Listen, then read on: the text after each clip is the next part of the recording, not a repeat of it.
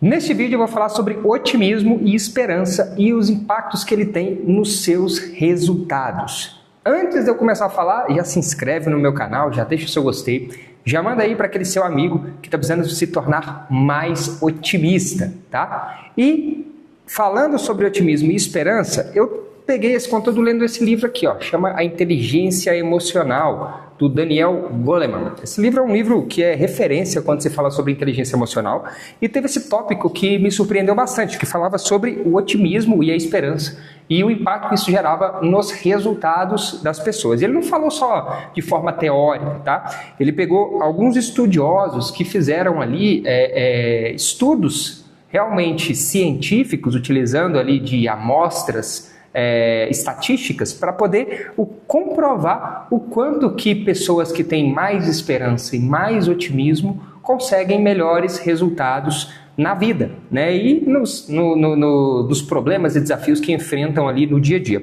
Eu separei alguns trechos aqui que são super legais que eu queria trazer para você poder entender um pouco. O primeiro trecho que ele coloca já no início desse capítulo aqui, ele coloca sobre um estudo que foi feito pelo C.R. Snyder. Eu vou ler aqui para você. O psicólogo da Universidade de Kansas, que fez esse estudo, comparou o histórico escolar dos calouros com altos e baixos níveis de esperança. Descobriu que a esperança era um melhor instrumento de previsão de suas notas no primeiro semestre do que as suas contagens no SAT. SAT é um teste que se destina a prever o desempenho dos alunos na universidade e é altamente relacionado com o QI, né? Também, aqui, tendo-se em geral a mesma gama de capacidades intelectuais, as aptidões emocionais fazem crítica diferença, né? E aí a explicação desse psicólogo, o Snyder, né? Os alunos muito autoconfiantes estabelecem para si mesmos metas mais altas e sabem como se esforçar para atingi-las. Quando comparamos alunos de aptidão intelectual equivalente nos rendimentos acadêmicos, o que os distingue é a esperança. Então, muito interessante esse estudo que o Snyder fez, que ele traz essa visão do impacto dessa esperança, desse otimismo no resultado prático, né, no resultado. Eu acho que isso se desdobra, e ele vai desdobrar esses capítulos, isso se desdobra para vários quesitos na vida, né?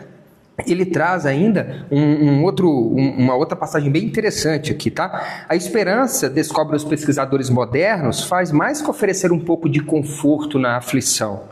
Desempenha um papel surpreendentemente poderoso na vida, oferecendo uma vantagem em domínios tão diversos como no desempenho acadêmico e em aguentar empregos opressivos. A esperança, no sentido técnico, é mais do que uma visão otimista de que tudo vai dar certo. Snyder a define com mais especificidade como sendo a capacidade de acreditar que se tem a vontade e os meios de atingir as próprias metas, quaisquer que sejam. Provavelmente você aí, né, não sei se você é uma pessoa que tem otimismo, que é muito esperançosa, ou o contrário, né? Se você não é, ou se você convive com pessoas, né, que não são muito esperançosas ou otimistas, com certeza você já viu que essas pessoas têm mais dificuldade de sair de questões problemáticas, né, de avançar ali quando encontram um problema, quando encontram um desafio. São pessoas que costumam entrar, como ele disse aqui, né, numa espiral de confiar que aquele problema ele é interno, né, que ele não tem uma resolução, né, que ele não tem uma forma de se resolver e acabam ficando travadas nisso, sem conseguir avançar, né, de forma devida. Aqui tem um case mais longo que eu quero trazer para você, que é super interessante que ele colocou, que fala sobre um nadador, tá? Esse livro é um livro antigo, tá? E aí fala sobre um nadador que chamou Matt Biondi, membro da equipe olímpica dos Estados Unidos de 88. Tá? E alguns repórteres esportivos da época, né, anunciavam como tendo possibilidade de igualar o feito do Mark Spitz em 1972, que também foi um grande nadador lá da época, né, ganhando 7 medalhas de ouro. Mas Biondi acabou no constrangedor 3º lugar na sua primeira disputa, os 200 metros nado livre. E na seguinte 100 metros borboleta, perdeu o ouro por centímetros para outro nadador. E aí ele vem. Os locutores esportivos especularam se essas derrotas iriam desencorajar Biondi em outras disputas. Mas ele se refez da derrota e ganhou medalhas de ouro nas 5 disputas seguintes. Um espectador que não se surpreendeu com a virada de Biondi foi Martin Seligman, psicólogo da Universidade da Pensilvânia, que havia testado o otimismo do nadador naquele ano. Olha que interessante o que eles fizeram. Numa experiência feita com Seligman, o treinador de natação disse a Biondi, durante uma disputa especial destinada a exibir o seu melhor desempenho, que ele fizera um tempo pior do que de fato fizera. Apesar disso, quando sugeriram a Biondi que descansasse e voltasse a tentar, seu desempenho, já na verdade muito bom, foi ainda melhor.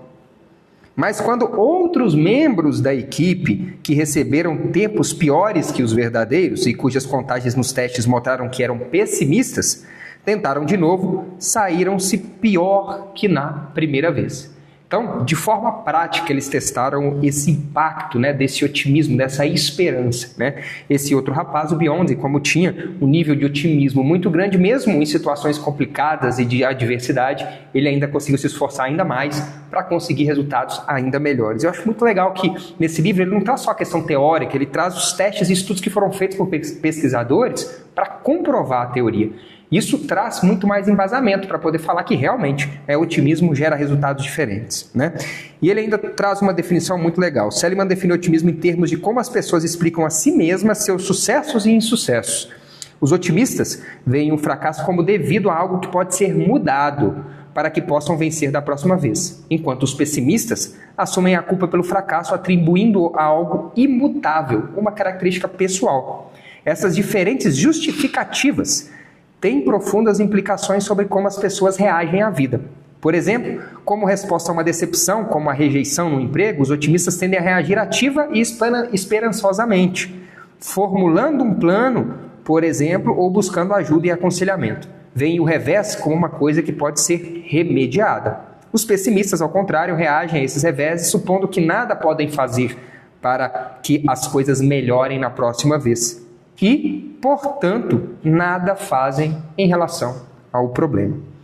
Essa questão, esse livro, trouxe uma situação muito interessante para mim, tá? Trazendo realmente essa visão sobre esse otimismo, essa esperança, essa autoconfiança e o resultado. E aí faz inclusive a gente refletir, né? Será que nós estamos tendo mais pessoas otimistas e esperançosas nas nossas equipes? Será que nós estamos trazendo realmente pessoas que têm um nível de otimismo grande, conseguem reagir aos problemas do dia a dia ou não? São pessoas que param, que travam e que acreditam que aquele resultado não pode ser alcançado. Isso é muito importante para você que tem aí uma equipe, que está montando uma equipe na sua empresa ou que já tem ali um time que trabalha com você. É importante você avaliar qual que é o nível de otimismo dessa turma. Será que eu tenho mais pessoas otimistas ou mais pessoas pessimistas? E uma coisa que ele não colocou aqui, que eu acho que é importante, é quanto que o otimismo e o pessimismo, quando a gente diz em equipe, ele é contagiante, os dois, né? Pessoas pessimistas, em especial as que são mais extrovertidas, que são pessimistas, mas que falam mais, reclamam mais, elas contagiam as pessoas ao seu redor, fazendo com que o ambiente se torne pessimista. E as otimistas também contagiam as pessoas ao seu redor. Então me diz aqui nos comentários, você tem tido mais pessoas otimistas e pessimistas? E você? Você tem sido uma pessoa mais otimista? Tem usado o otimismo para reverter os seus resultados? Como você acha que você pode se tornar uma pessoa mais otimista?